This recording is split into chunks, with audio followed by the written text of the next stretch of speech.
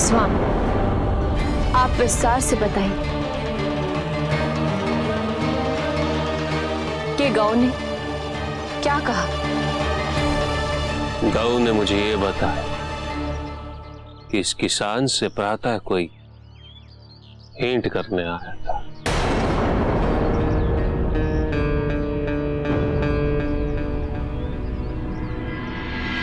मुझे उस पशु पूजक के पाखंड को सब ग्रामीणों के समक्ष लाना है।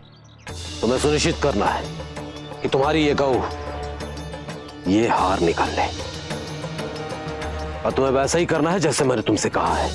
किंतु महामंत्री जी, ये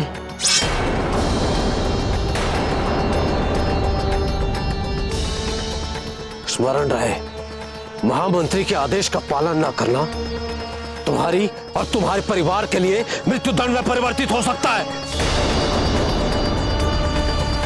अब निर्णय तुम्हारे हाथ में है।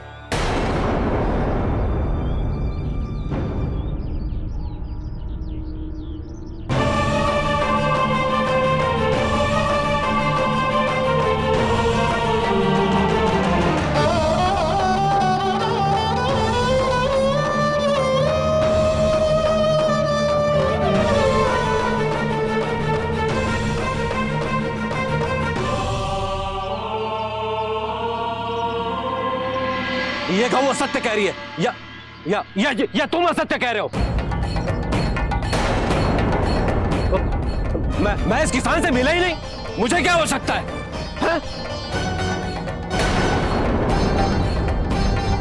ए किसान, बताओ इन सबको कि ये गौ असत्य कह रही है। नहीं महामंत्री जी,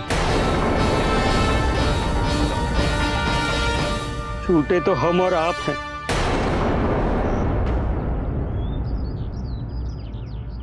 इस गौ ने मेरे और मेरे परिवार का न केवल पालन किया है, अपितु मेरे रक्षा हेतु मेरा संकट अपने पर लिया है।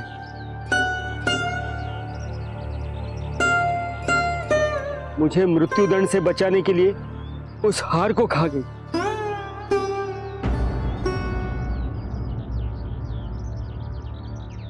ऐसा करने वाली मातृतुल्य होती है।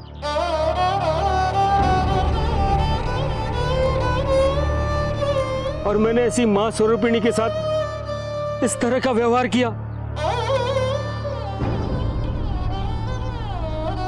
धिक्कार है मुझ पर, धिक्कार है।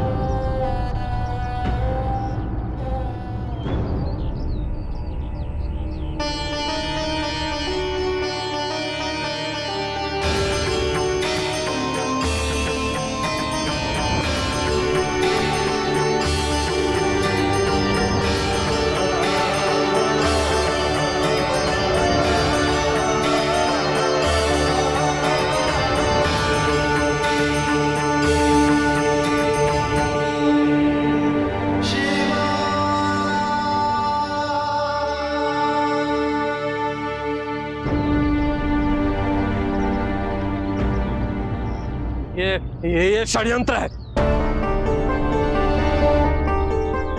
मुझे फंसाने का प्रयास किया जा रहा है। मैं राजा से इस बात को कहूंगा, तुम सबको दंड मिलेगा। और मणिका, तुम्हें भी।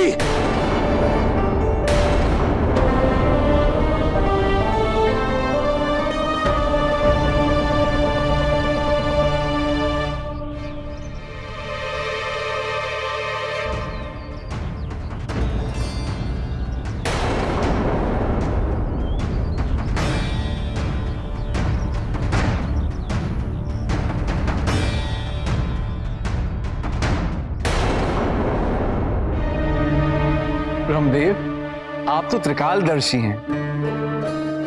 आपको अवश्य ज्ञात होगा कि इस समय कामधेनु कहां है। कामधेनु के स्वर्ग से जाने का कारण तुम्हारी उपेक्षा है इंद्र।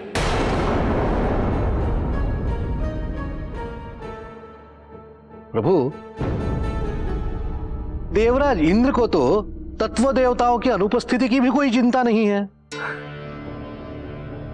ब्रह्मदेव, ऋषिगण स्वर्ग में मेरी प्रतीक्षा कर रहे हैं। मैंने उन्हें वचन दिया है कि मैं कामधेनु को लेकर ही लौटूंगा। अपने वचन की पूर्ति हेतु तुमने क्या प्रयत्न किए हैं इंद्र?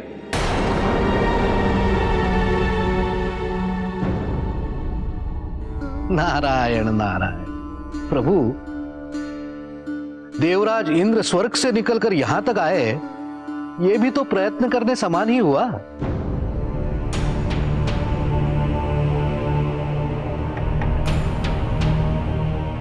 ब्रह्मदेव,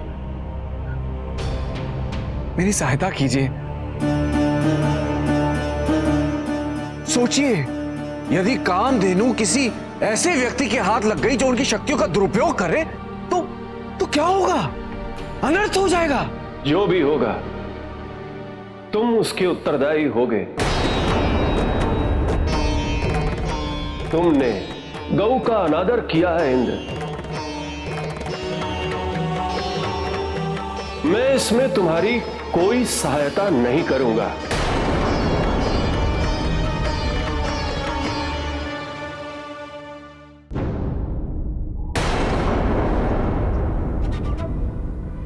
मैंने आपके आदेश का पालन करते हुए उन्हें प्रवेश नहीं करने दिया, किंतु वो आपके लिए एक संदेश छोड़ गए हैं। आपने उनके लिए जो कुछ भी किया वो उसके लिए आपके आभारी हैं और आपको धन्यवाद कहना चाहते हैं। धन्यवाद पर्याप्त नहीं होगा देवतागण। आभार व्यक्त तो तब होगा जब आप मेरे उस उद्देश्य की पूर्ति करेंगे जिसके लिए मैंने आप पांचों को यहां बुलवाया। धार्मिक, सांस्कारिक और आध्यात्मिक कार्यों की सिद्धि के लिए गौ की महत्ता का स्मरण रखना आवश्यक है। ये स्मरण रखना आवश्यक है कि गौ हविदुर्ग है, क्योंकि यज्ञ में देवताओं को अर्पित करने हेतु हवि गौ से ही प्राप्त होता है।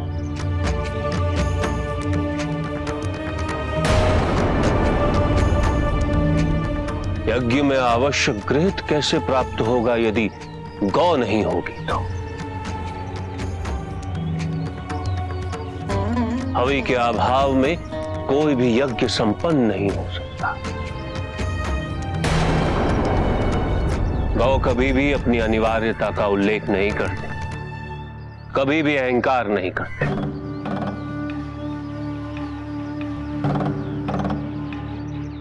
इस समाज में गौ को निर्भय पूर्वक अपना जीवन व्यतीत करने का अधिकार दिया जाए, जिस समाज में गौ का सम्मान किया जाए, जिस समाज में गौ को पूजा जाए, उस समाज में सदैव श्री की वृद्धि होती है।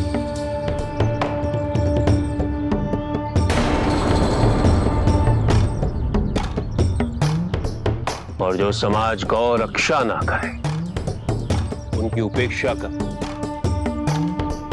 उन्हें प्रताड़ित करे, ऐसे समाज से निर्बल समाज कोई हो ही नहीं सकता।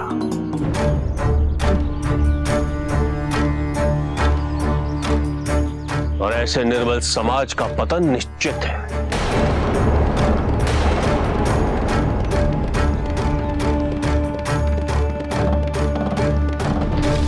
गुरुदेव,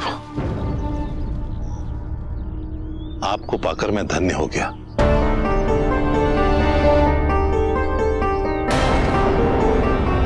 आज मैंने जो देखा, जो अनुभव किया, उसके उपरांत मैंने ये निर्णय किया है, राजा अरिमर्दन ने जो धनराशि मुझे अश्वों को क्रय करने हेतु दी है, वो मैं आपको सौंपता हूं।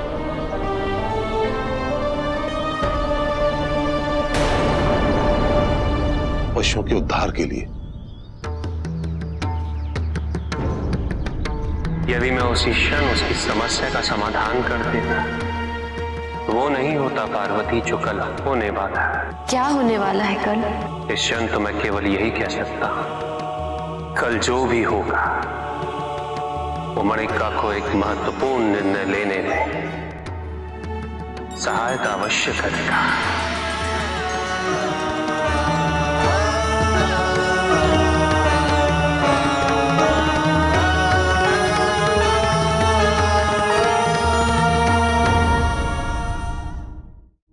ऐसा प्रतीत होता है कि उस पशु पूजक से तुम पराजित ही नहीं हुए हो, अपितु तुम्हारा हृदय परिवर्तन भी कर दिया है। जी नहीं महाराज, हृदय परिवर्तन बिल्कुल नहीं हुआ। मैं तो केवल राजा और राज्य के कल्याण हेतु समर्पित हूं। विश्वसनीयता की शपथ ली है मैंने, और आपके आदेश की पूर्ति करना मेरा धर्म है महाराज। तो फिर आप हमें पशु संरक्षण के बारे में बार बार उपदेश क्यों दे रहे हैं?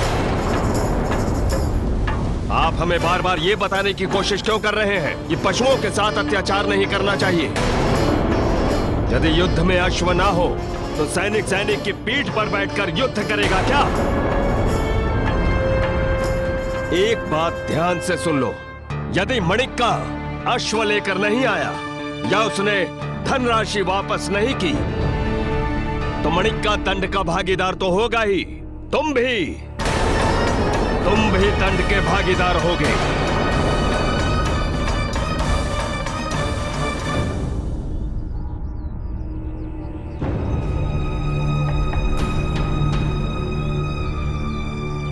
नहीं मणिक्का, मैं चाहता हूं कि तुम एक बार पुनः विचार कर लो। आवेश में आके कोई भी निर्णय लेना उचित नहीं होगा, और तुम्हें इसके परिणाम भी सोचने चाहिए। इस धनराशि से जो भी अश्व क्रय किए जाएंगे उन पर होने वाले अत्याचार का पाप मेरे भाग्य में आएगा।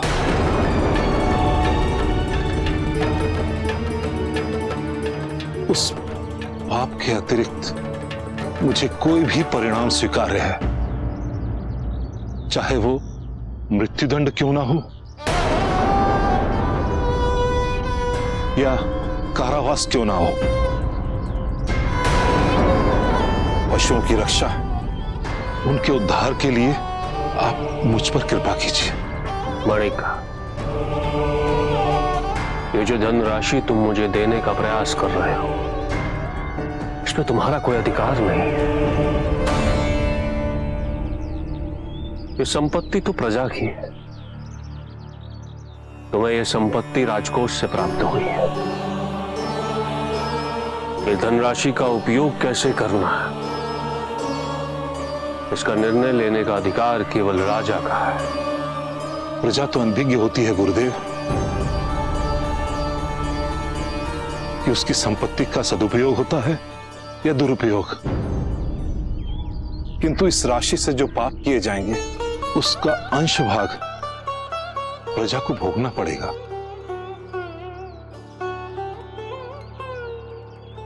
मैं तो पशु कल्याण हेतु ये धन समर्पित कर प्रजा के कल्याण हेतु ही कार्य कर रहा हूं। यदि ये अपराध है तो है गुरुदेव, किंतु सत्य ज्ञान होते हुए भी मैं ये ना करूं तो ये उससे भी बड़ा अपराध है ना गुरुदेव। क्या तुम सभी मणिका के विचारों से सहमत हो? निसंदेह हम सभी मंत्री महोदय का समर्थन करते हैं। पशु संरक्षण हेतु हम कोई भी परिणाम भोगने को तैयार हैं। हम तैयार हैं, सब तैयार हैं, हम तैयार हैं, सब तैयार हैं।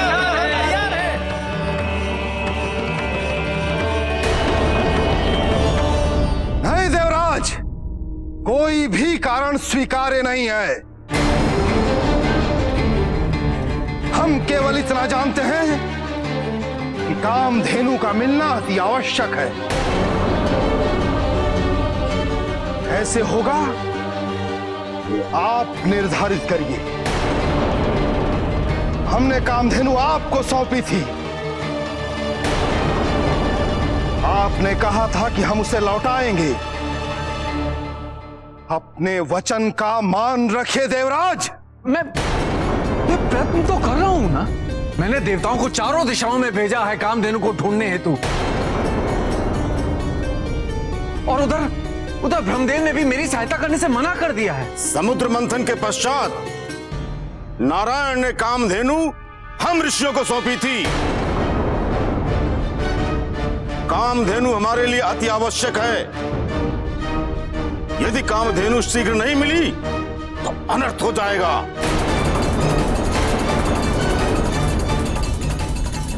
ऋषियों के शाप से तो आप अनभिज्ञ नहीं है देवराज।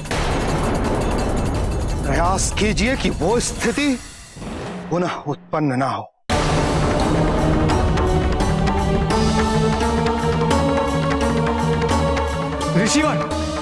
ऋषिगण, अरे मैं प्रयत्न तो कर रहा हूं ना।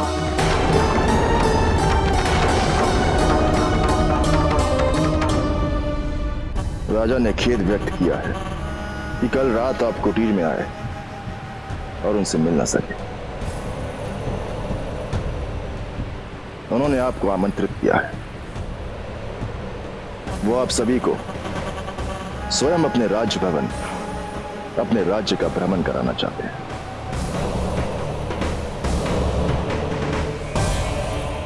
इस राज्य के इतिहास में पहले ऐसा सौभाग्य कभी किसी को प्राप्त नहीं हुआ है।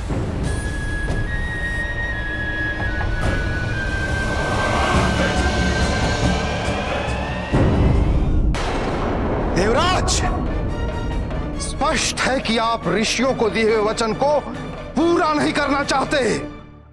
आप लोग मुझे कुछ समय तो दीजिए। समय दिया, परिणाम कामधेनु कहां है? बस समस्त ऋषियों का अपमान है, इसलिए हम आपको शाप देने के लिए बाध्य हैं। आप लोग समझने का प्रयत्न तो कीजिए। मैं हर संभव प्रयास कर रहा हूं। देवराज, हम आपको शाप देते हैं कि आपकी सबसे प्रिय वस्तु नष्ट हो जाए। नहीं!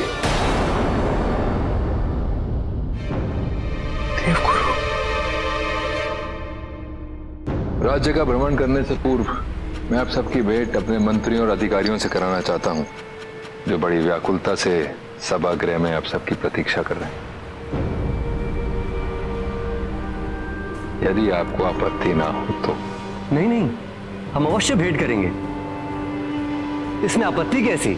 कल हम आपका धन्यवाद नहीं कह सके, किंतु जिस प्रकार आपने अपने राज्य में हमें स्थान दिया, हमें मान दिया, हमारा सत्कार किया, उसके लिए हम आपके बहुत आभारी हैं।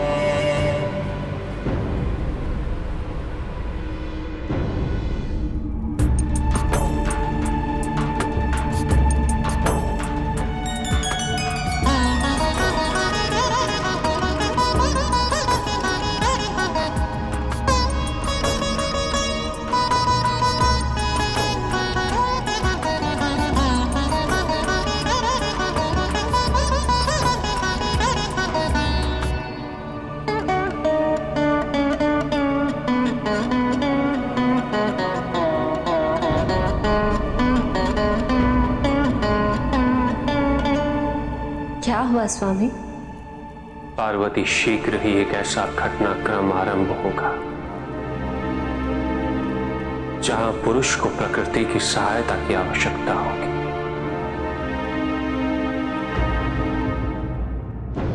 चंद्र, पवन, वरुण, अग्नि और सूर्य, ये पांचों हमारे राज्य में पधारे, ये हमारा सौभाग्य है।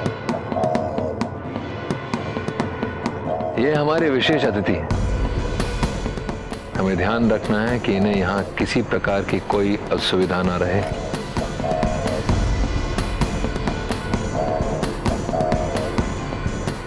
हमें ध्यान रखना है कि इनके मान सम्मान, स्वागत सत्कार में किसी प्रकार का अभाव ना रहे।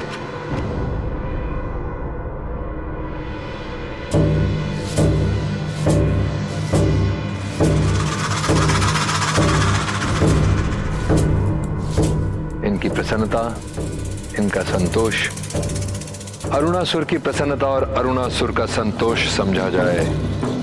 स्मरण रहे, जब राजा बातें कर रहे हो तो आपके नेत्र केवल उन्हीं पर केंद्रित हों।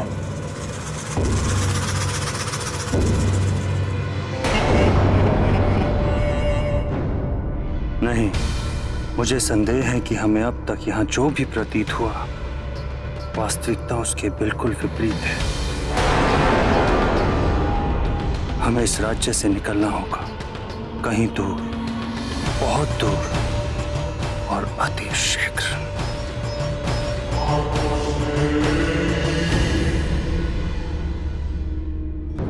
प्रकृति तो सदैव पुरुष के साथ ही, क्योंकि पुरुष की सहायता करना ही प्रकृति का धर्म है। और वही प्रकृति की पूर्णता भी पशुओं के उद्धार के लिए, पशुपतिनाथ की सहायता के लिए प्रकृति सदैव प्रस्तुत रहेगी। प्रकृति तो पशुओं के संरक्षण हेतु, उनके उद्धार हेतु सदैव तत्पर रहती, किंतु जिस घटनाक्रम की ओर मैं संकेत कर रहा,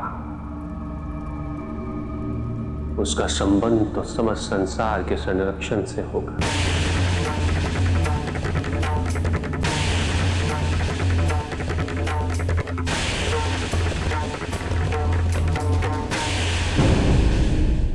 जिस घटनाक्रम की ओर मैं संकेत कर रहा, उसका संबंध तो समस्त संसार के संरक्षण से होगा।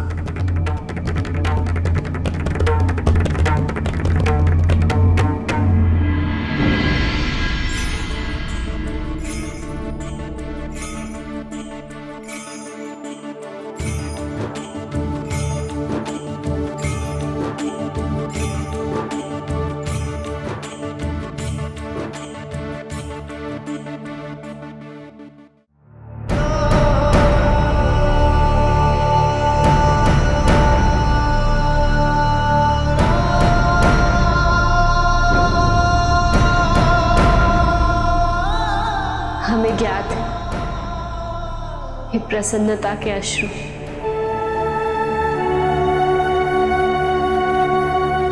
है ना नंदी?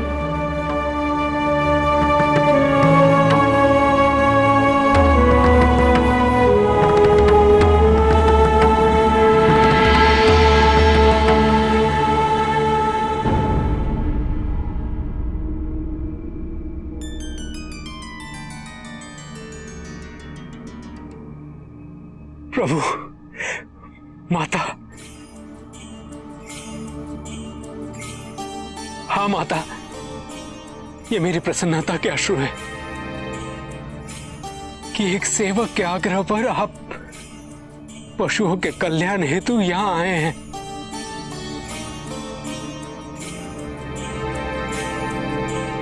किंतु माता, इन अश्रुओं में मेरी मूर्ता का दुख भी सम्मिलित है। मूर्ता का दुख? हाँ माता,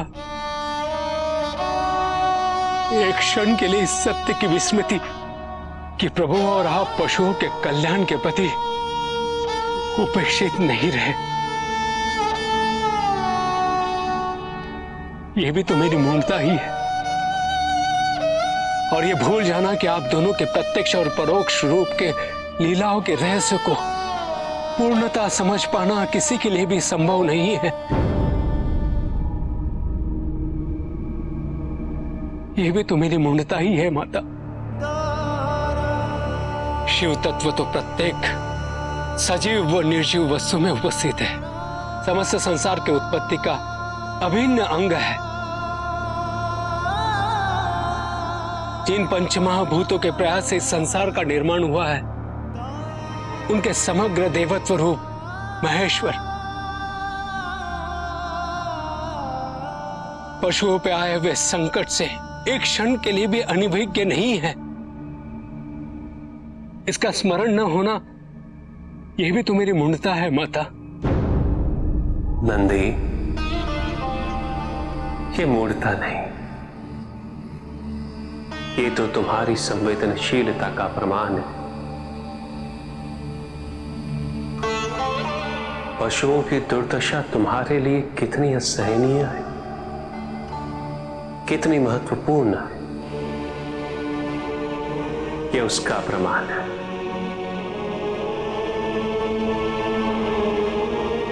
यदि प्रत्येक मनुष्य भी ऐसी करुणा भाव अपने मन में उत्पन्न करे तो संसार से द्वेष ही मिट जाएगा, हिंसा मिट जाएगी। क्योंकि सबसे अधिक पशुता तो मनुष्यों में ही होती है। जब वो इस पशुता से, इस अहंकार से मुक्त हो जाए तो पशुओं पे अत्याचार का भी समापन हो जाएगा।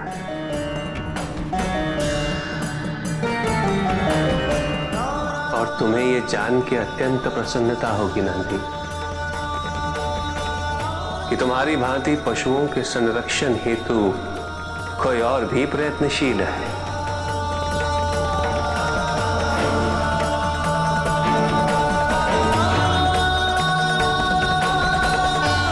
ये देख,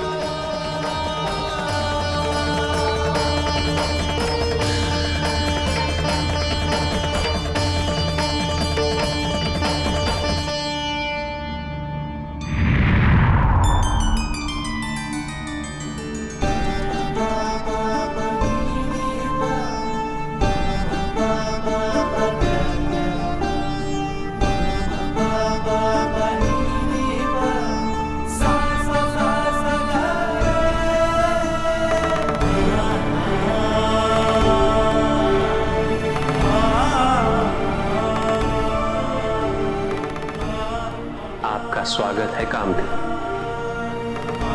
क्षमा मांगने आई हूं प्रभु, अपने दायित्वों का इस प्रकार परित्याग कर स्वर्ग से प्रस्थान करने के लिए।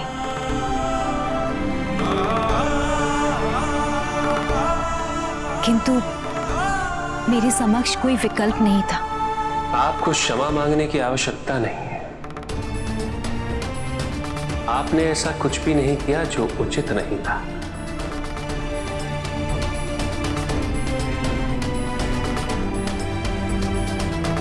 इंद्र को उसकी भूल का आभास दिलाना अनिवार्य था।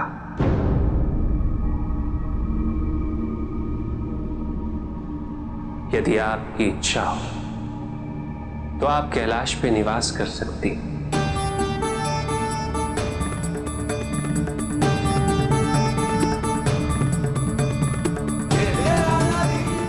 मैं कैलाश में? हाँ कामधेनु, इसमें संकोच करने की कोई आवश्यकता नहीं। आपका इतना कहना ही मेरे लिए बहुत बड़ा सौभाग्य है।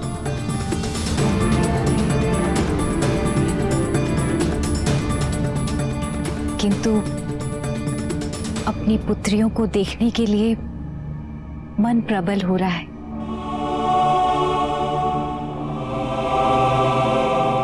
मैं चाहती हूँ कुछ समय के लिए उनके पास रहूं।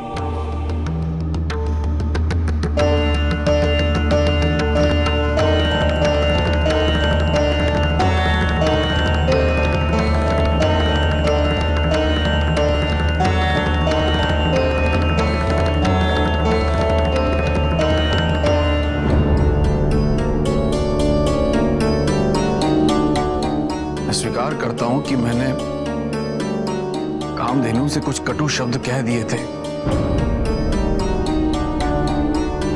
किंतु कोई ये क्यों नहीं समझता है कि बीते दिन मेरे लिए कितने तनावपूर्ण रहे। सब मुझसे अपेक्षा करते हैं कि मैं उनके प्रति संवेदनशील रहूं, उनकी मनोस्थिति को समझूं, किंतु कभी किसी ने भी मेरी मनोदशा को समझने का प्रयत्न किया है? नहीं।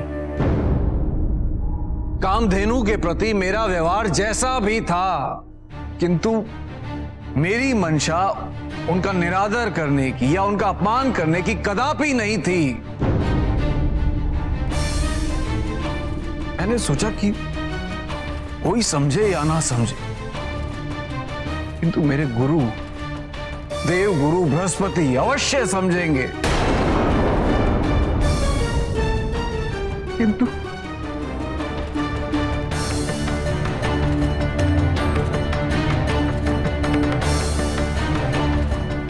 आपने भी मेरा साथ छोड़ दिया।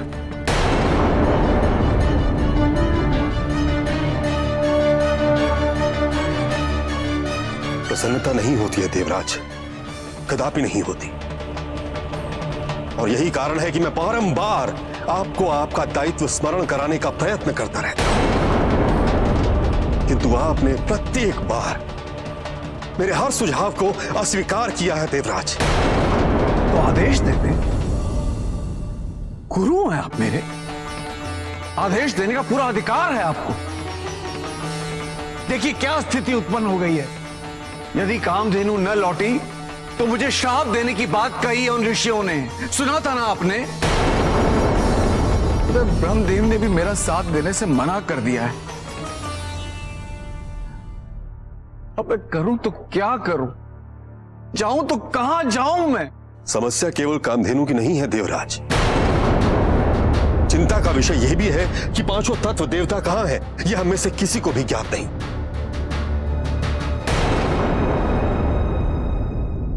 मुझे तो समझ में नहीं आता कि आपकी समस्या क्या है सूर्यदेव। क्यों जाए यहां से, क्या कष्ट है यहां? केवल इसलिए कि आपको संदेह है। यदि आप किसी भी परिस्थिति या किसी भी व्यक्ति में दोष देखेंगे तो आपको तो दोष ही दिखेंगे ना। हम चारों को तो कोई दोष नहीं दिखा अभी तक अरुणासुर में, और ना ही अरुणासुर से हमें कोई भय है। क्या बोलेंगे अरुणासुर को? क्या आपने हमारा स्वागत किया, उसका बहुत बहुत धन्यवाद। किंतु आपके स्वागत के साथ ही हम विदा होने की तैयारी कर चुके हैं। यदि हम अभी विदा नहीं हुए तो कदाचित कभी नहीं हो पाएंगे। हाँ तो नहीं होना मैं विदा, नहीं जाना स्वर्ग लौट के। मुझे भी नहीं जाना है। इतने उपहास और इतने उपेक्षा के बाद तो कदापि नहीं। अरे देवराज इंद्र ने तो एक बार भी हमें ढूंढने का प्रयास नहीं किया। केवल देवराज इंद्र का ही नहीं, आत्मसम्मान हमारा भी है।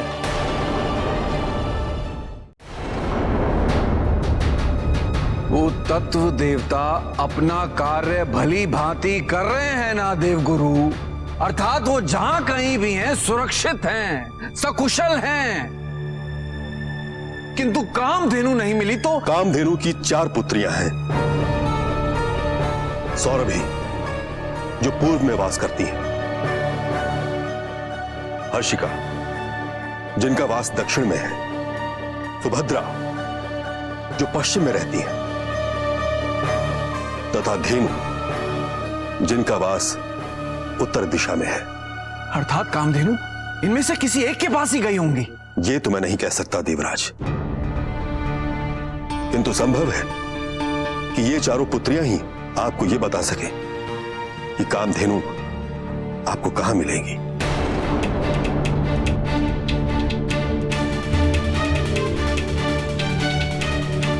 अब तो मैं पता लगा ही लूंगा कि कामधेनु कहां है।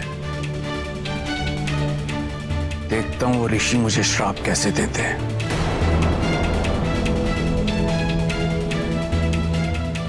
देवगुरु मुझे आशीर्वाद तो दीजिए। निश्चल और निस्वार्थ भाव से किए प्रत्येक कार्य में आपको सफलता प्राप्त हो।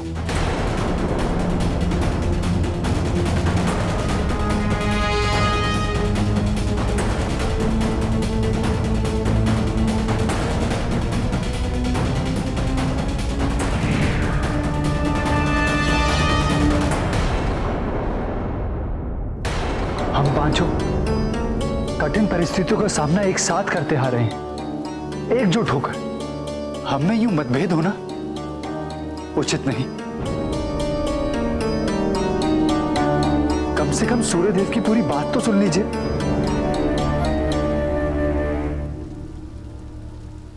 मेरे पास कोई प्रमाण नहीं है, किंतु ये मेरा पूर्वाग्रह भी नहीं है। मुझे जो अनुभूति हो रही है उसके अनुसार हमें शीघ्र ही यहां से प्रस्थान कर लेना चाहिए। स्वर्ग नहीं लौटना है तो नहीं जाएंगे स्वर्ग, किंतु यहां रहे तो मुझे भय है कि ये हम सबकी भूल सिद्ध होगी, और जब तक हमारे ये समझ आएगा तब तक बहुत देर हो चुकी होगी, और फिर हमारे समक्ष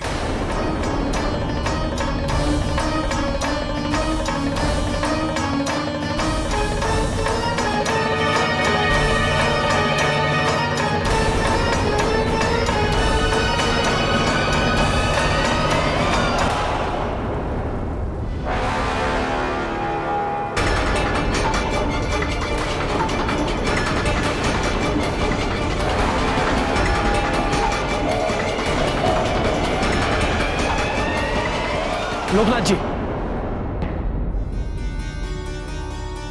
मणिका, कहाँ है वो धनराशि? वो तो मैंने लोकनाथ जी को पशु कल्याण हेतु दे दी है। लोकनाथ जी, आपने वो धनराशि संभाल के रखी है ना? नहीं मामंत, मैं तो उसे कल रात्रि को ही वितरित कर रहा था। अधिकांश भाग इस राज्य के लिए और कुछ अन्य राज्यों में। लोकनाथ जी, मैं आपसे प्रार्थना करता हूं, आप लोग शीघ्र यहां से प्रस्थान कीजिए। महामंत्री जी, आप ऐसा क्यों कह रहे हैं? हाँ मणिका, मैंने राजा अरिमर्दन को बहुत समझाया कि अश्व क्रय करने का निर्णय त्याग दे, किंतु उन्होंने कहा है कि दंड मिलेगा। तुम्हें और मुझे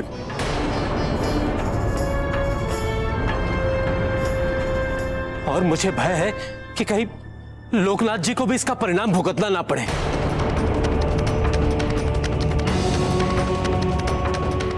मैंने उनके रित्रों में देखा है, दंड से उनका तात्पर्य था मृत्यु दंड।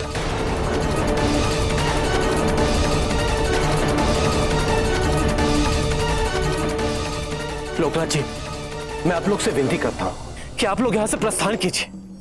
भयभीत होने की आवश्यकता नहीं है महामंत्री, कुछ नहीं होगा। कुछ कैसे नहीं होगा लोकनाथ जी? उन्होंने कहा है यदि अश्व नहीं मिले तो अश्व मिलेंगे। राजा अरिमर्दन से कहो कि उन्हें अश्व अवश्य मिलेंगे।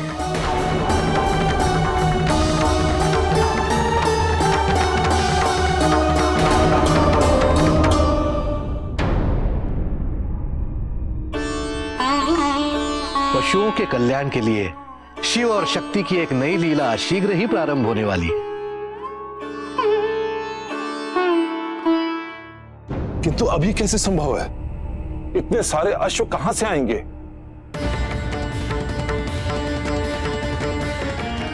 नहीं गुरुदेव, आप और माता यहां से शीघ्र चले जाएं। मैं राजा अरिमर्दन को समझा दूंगा कि इसमें आपका कोई दोष नहीं है। दंड का पात्र यदि कोई है तो वो मैं हूं। चिंता ना करो मणिक, सब हो जाएगा।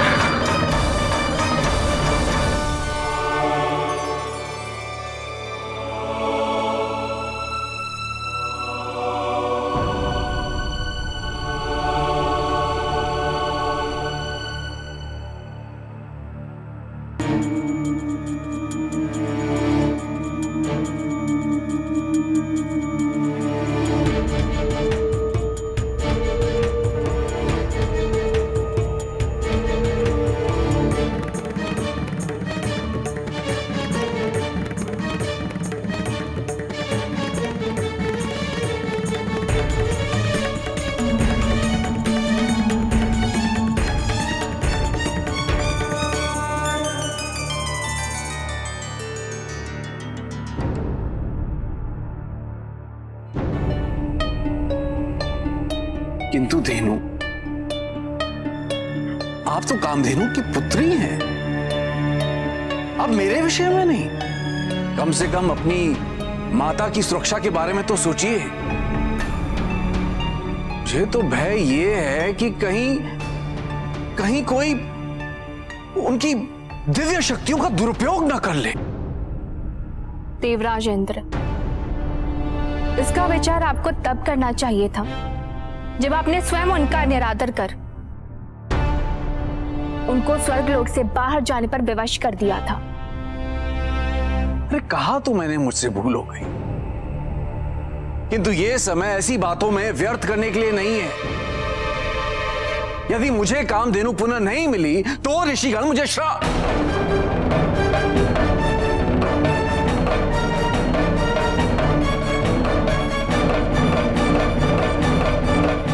स्पष्ट हो गया है देवराज, आपको मेरी मां की नहीं अपितु अपनी चिंता है, ऋषियों के श्राप की चिंता है। नहीं देवराज इंद्र, मैं आपकी कोई सहायता नहीं करूंगी। धेनु, नहीं, यहां आना ही व्यर्थ हो गया। अरे यदि पुत्री कोई अपनी माता की चिंता नहीं है तो मैं भी क्या कर सकता हूं।